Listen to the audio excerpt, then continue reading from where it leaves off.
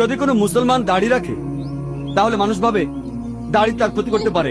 আমি জানি না দাড়ি কোন ক্ষতিটা করতে পারে, একটা মাছিও তো মারতে পারে না।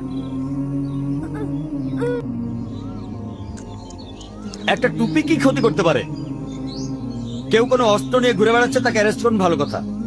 কেউ সন্দেহজনক কিছু নিয়ে বেড়াচ্ছে, তাকে প্রশ্ন করুন, ভালো কথা। কিন্তু চিন্তা করুন, দাড়ি একটা মাছিরও কিছু করতে পারে না।